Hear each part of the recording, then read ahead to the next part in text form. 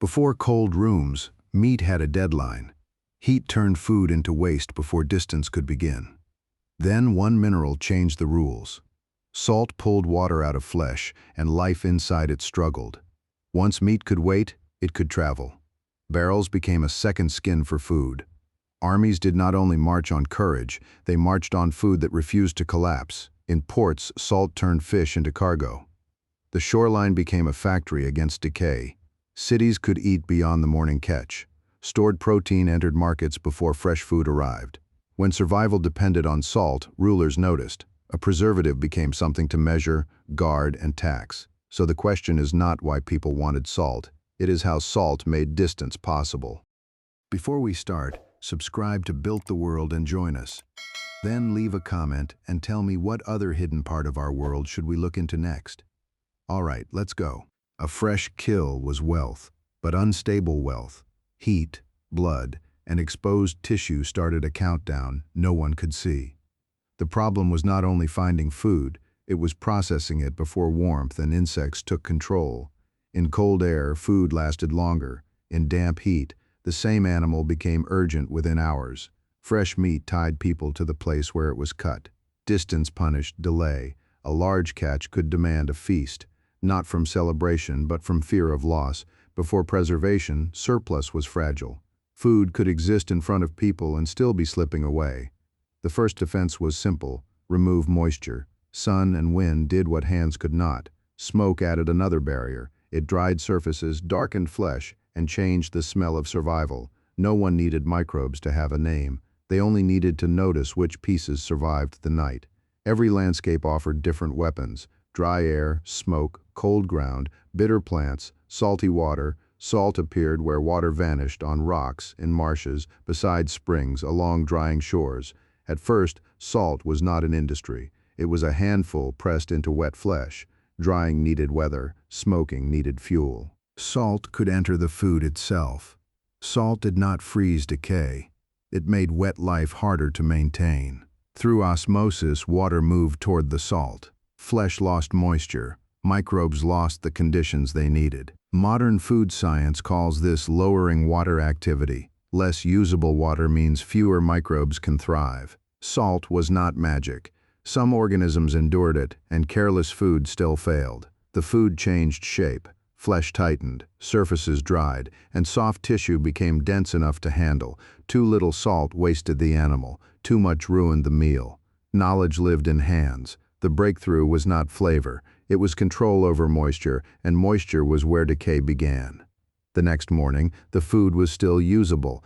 That small delay changed the meaning of a catch. Food no longer had to be eaten where it fell. It could be held for a harder day. A traveler carrying salted food carried more than calories. He carried time away from the camp. Preserved food could be divided before hunger arrived. Rations began where panic ended. A store of cured food changed the house. Storage space became part of survival. What could last could be exchanged. Salted food crossed paths that fresh food could not, but every cured bundle carried an invisible demand. To save food again, people needed salt again. Salt had to be found, scraped, boiled, dried, or carried from somewhere else. Making salt from brine demanded fire, vessels, and patience. Preservation now consumed other resources. Archaeologists find this shift in broken vessels, burned surfaces, and chemical traces around ancient salt sites. Paths began to connect: camps, springs, shores, and stores. Salt was pulling places into relation. Salt had begun as a way to slow rot. Now it required places, labor, fuel, containers, and routes. Once salt protected food, the source mattered. A spring, marsh, or shore could become a place people returned to. The ground itself changed meaning. Bitter water and white crust became a resource, not a nuisance. People came back with empty containers, not questions. The place had entered the rhythm of work. A useful salt place drew bodies toward it. Work gathered where preservation began. Repeated use created claims. Paths, hearths, and stored vessels marked who had worked there before. Food could now depend on a place far from the meal. Salt tied survival to geography. Scraping was not enough everywhere. In many places, salt began as water that had to be reduced. Brine had to be heated, watched, and replenished. The mineral appeared only after water left. Every pot demanded heat. Salt-making consumed wood before it could protect meat. Workers learned when the brine was ready by sight, smell, weight, and crust. One batch did not solve the problem. Salt had to be made again and again. More preserved food meant more hearths, more vessels, more carriers, and more fuel. By the time salt reached food, a chain of work had already happened somewhere upstream. Salt did not move alone. It needed pots, trays, baskets, skins, and later standardized forms. The work left scars. Broken clay piled up where brine had been boiled and salt removed. Repetition shaped the objects. Vessels began to match the work they performed. Heat cracked vessels. Brine ate surfaces. The system survived by constant replacement. Some hauled brine. Some cut fuel. Some tended fires. Salt production separated work into roles. Long before written accounts, salt work could be read in ash, ceramics, hearths, and mineral residue. Once made, salt had to leave. Production created movement beyond the spring or shore. Salt moved from wet springs to dry stores, from coasts to inland fires, from source to appetite. Villages without salt had food that still needed saving. Exchange grew around that need. A missed salt journey could become spoiled food later. Transport entered the calendar. Salt in motion needed pauses. Shelters, caches, and guarded rooms formed along the route. The path that carried salt carried future food security. A track became more than a track. Where salt gathered, counting began. A pile of crystals could become a controlled passage. Storage created power. The person who opened the room could decide whose food lasted. A resource everyone needed could be measured before it moved. Measurement invited payment. In ancient China, salt would become important enough for monopoly, debate, and state revenue. Control promised revenue, but it also pressed on households, fishers, farmers, and traders. To control salt at the storehouse, authority had to watch the source, the road, and the buyer. Salt had become more than a preservative. It was now a supply chain, and supply chains could feed power. On Mediterranean coasts, abundance arrived wet and fragile. Fish came ashore already counting down. The catch could not simply wait for buyers. Workers had to cut, clean, salt, and pack it fast. The port was not only where fish arrived, it became the place where decay was interrupted. The smell was salt, blood, sun, and fermenting fish. Preservation was not clean. It was industrial before industry. Seasonal runs compressed labor into hours. Too many fish at once forced the coast to organize. Once the catch entered vats, the shoreline became a machine made of stone, salt, and time. Fish, offal, and salt were layered into vats. The work turned waste and catch into durable products. Under salt, fish broke down without simply rotting. Fermentation produced sauces, pastes, and salted flesh. The technique moved into architecture. Stone tanks fixed preservation into the shape of the port. Vats made the product. Amphorae made it movable, measurable, and sellable beyond the coast. Marked containers carried information, origin, maker, contents, and trust in a distant buyer's hands. Bad sealing ruined cargo. A leaking amphora could turn weeks of labor into stink and debt. When the amphorae were sealed, preserved fish stopped belonging only to the port. It entered the sea lanes. The shape of the amphora fit ship holds, human hands, and account books. Cargo became organized. Salted products crossed water without needing the fish to remain fresh. Distance widened the market. Centuries later, the route could still be read from broken amphorae on wrecks and shorelines. In inland and coastal markets, buyers opened containers filled far away. The port entered the city by jar.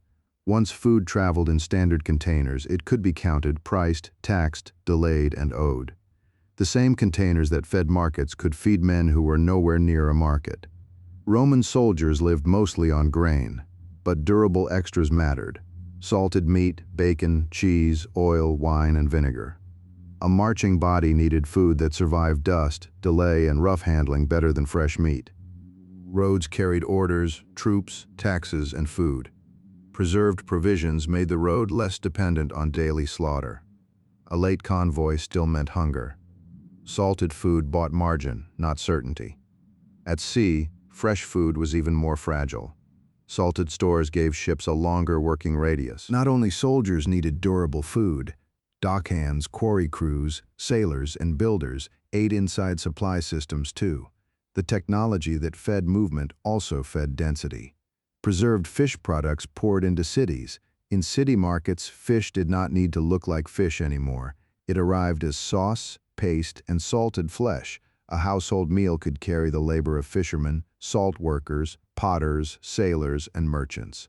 Dense life hid distance inside routine. A city breakfast could depend on a coast days or weeks away. Amphorae entered ledgers, warehouses, toll points, and inspections.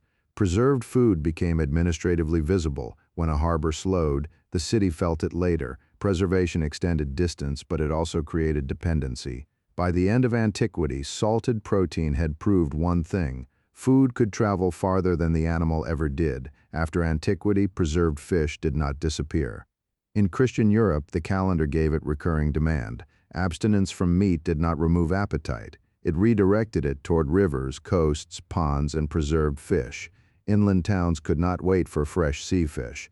Distance turned preservation from convenience into necessity. Demand returned with the week and the season.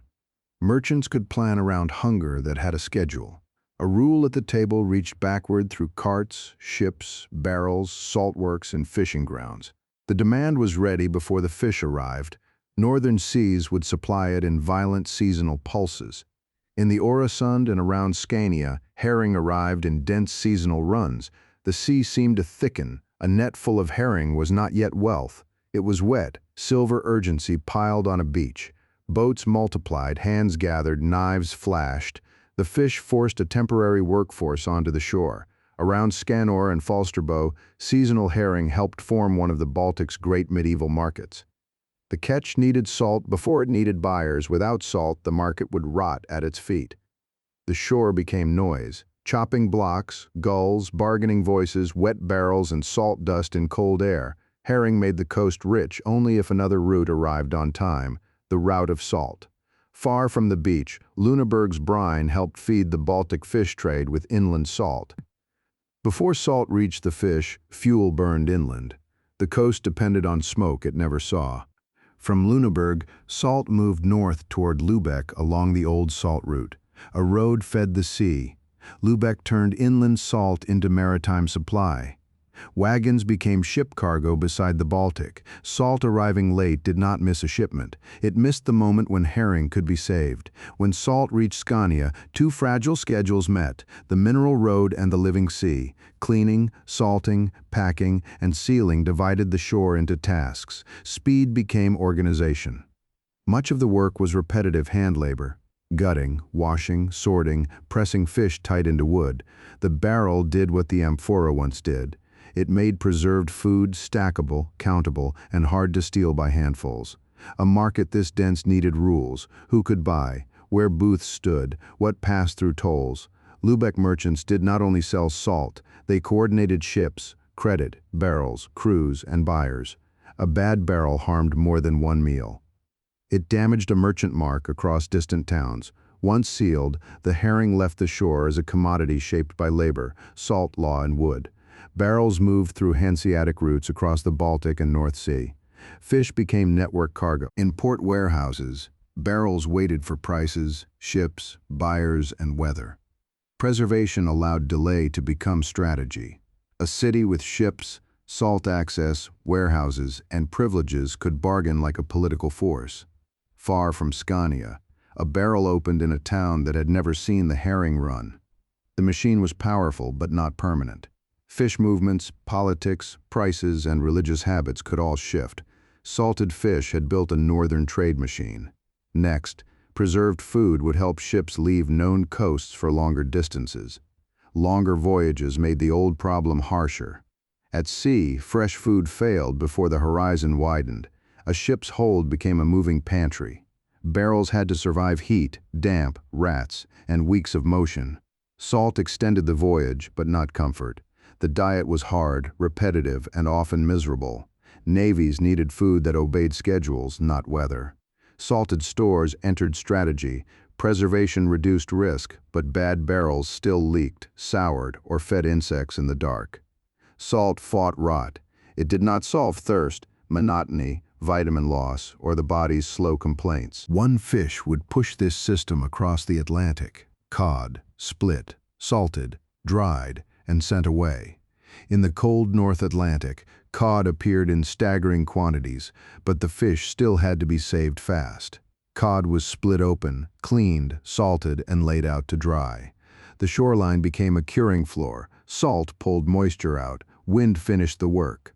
Cod hardened into cargo that could cross seasons. Once dry, cod no longer belonged only to the fishing shore. It could enter ships, ledgers, and foreign kitchens.